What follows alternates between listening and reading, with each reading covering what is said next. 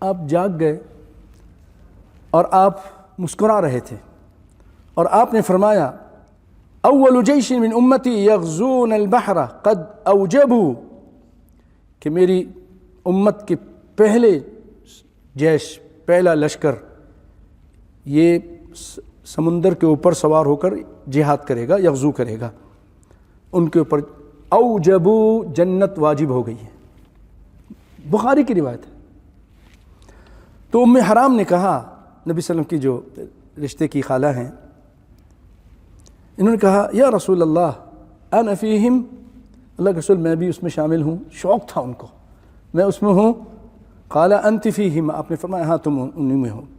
پھر آپ سو گئے، اور نبی کا خواب سچا ہوتا ہے، آپ سو گئے، پھر اٹھے اور فرمایا کہ اول جیش من امتی یغزون مدینۃ قیصر مغفور لہم، قلت انا فیہم یا رسول اللہ، قال لا۔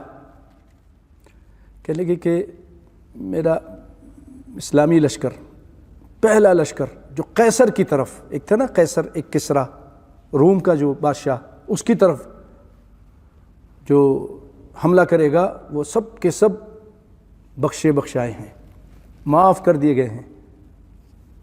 تو انہوں نے کہا کہ میں ان میں ہوں، شامل ہوں، اللہ کے رسول قال لا، نہیں شامل نہیں ہوں۔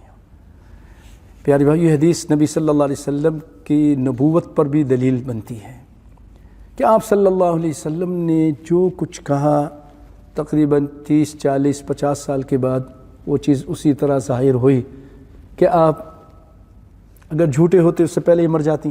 اور جو دوسرا لشکر گیا تھا قیصر کی طرف، روم کی طرف، اس میں یہ شامل نہیں تھی، اس میں یہ شامل نہیں تھی۔ تو یہ آپ صلی اللہ علیہ وسلم نے بشارت دی۔ پہلا لشکر سیدنا معاویہ رضی اللہ تعالیٰ عنہ کے دور میں نکلا، سمندر پہ چلا، اور دوسرا لشکر جو تھا اس میں یزید شامل تھے۔ امام حجر عسقلانی کہتے ہیں کہ اس میں باپ بیٹے دونوں کی فضیلت ہے۔